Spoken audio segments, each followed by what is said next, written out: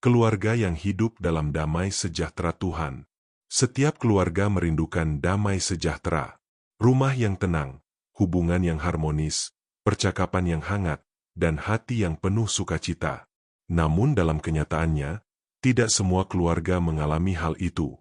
Tekanan ekonomi, kesibukan pekerjaan, perbedaan karakter, masalah anak, bahkan luka masa lalu seringkali mengganggu kedamaian rumah tangga. Pertanyaannya, apakah damai sejahtera dalam keluarga benar-benar mungkin? Jawabannya, ya, jika damai itu bersumber dari Tuhan.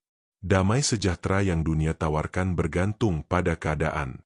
Jika kondisi baik, hati tenang. Jika keadaan sulit, damai hilang. Tetapi damai sejahtera dari Tuhan tidak tergantung pada situasi.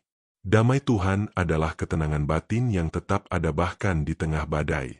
Yesus berkata dalam Yohanes 14 ayat 27, "Damai sejahtera kutinggalkan bagimu.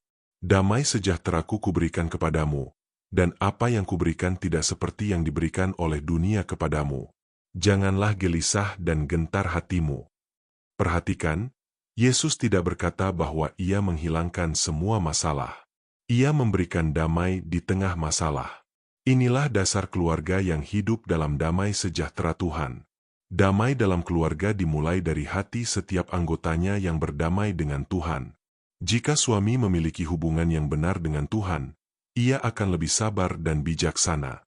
Jika istri hidup dekat dengan Tuhan, ia akan memiliki kelembutan dan kekuatan. Jika anak-anak diajar untuk mengenal Tuhan, mereka belajar menghormati dan taat. Roma 5 ayat 1 berkata, "Sebab itu, kita yang dibenarkan karena iman, kita hidup dalam damai sejahtera dengan Allah oleh karena Tuhan kita, Yesus Kristus." Damai dengan Allah menghasilkan damai dalam relasi.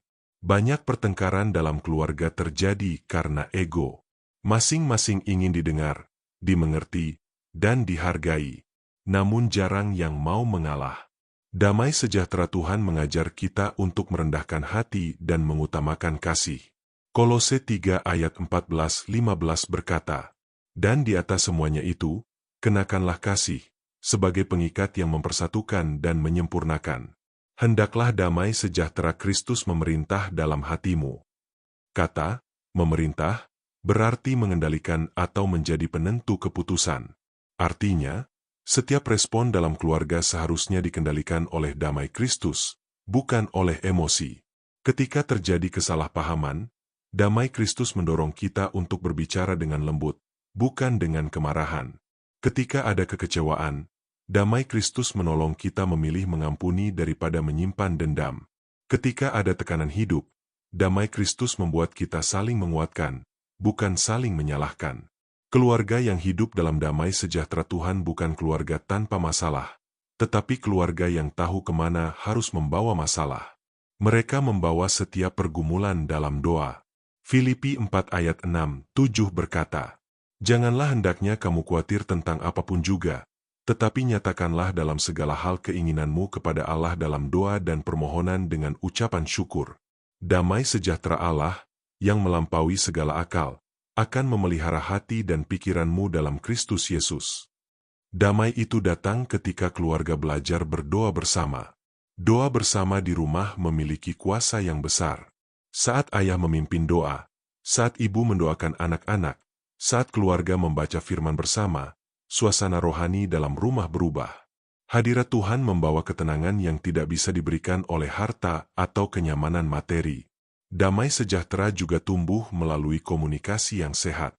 Efesus 4 ayat 29 mengingatkan, "Janganlah ada perkataan kotor keluar dari mulutmu, tetapi pakailah perkataan yang baik untuk membangun." Perkataan memiliki kuasa untuk menghancurkan atau membangun. Rumah yang dipenuhi kata-kata kasar sulit mengalami damai. Tetapi rumah yang dipenuhi kata-kata penguatan akan menjadi tempat yang menenangkan. Selain itu, pengampunan adalah kunci penting damai sejahtera.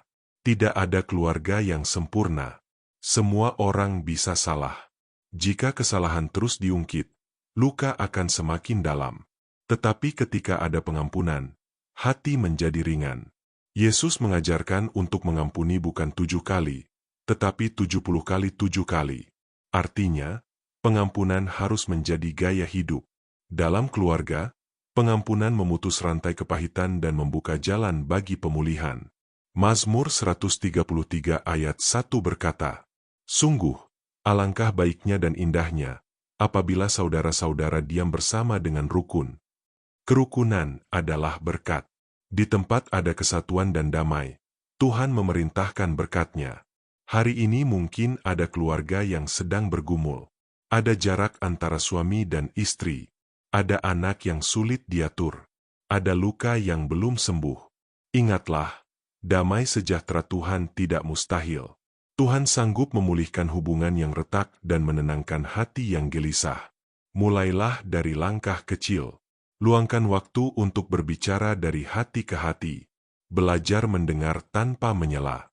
Berdoa bersama walau hanya beberapa menit setiap hari. Mintalah Roh Kudus memenuhi rumah Anda. Ketika Kristus benar-benar menjadi pusat keluarga, damai-Nya akan memenuhi setiap ruangan rumah. Bahkan ketika badai kehidupan datang, fondasi keluarga tetap kokoh karena damai-Nya tidak bergantung pada keadaan, tetapi pada Tuhan yang tidak berubah. Mari berdoa. Bapa di sorga, kami rindu keluarga kami hidup dalam damai sejahtera-Mu.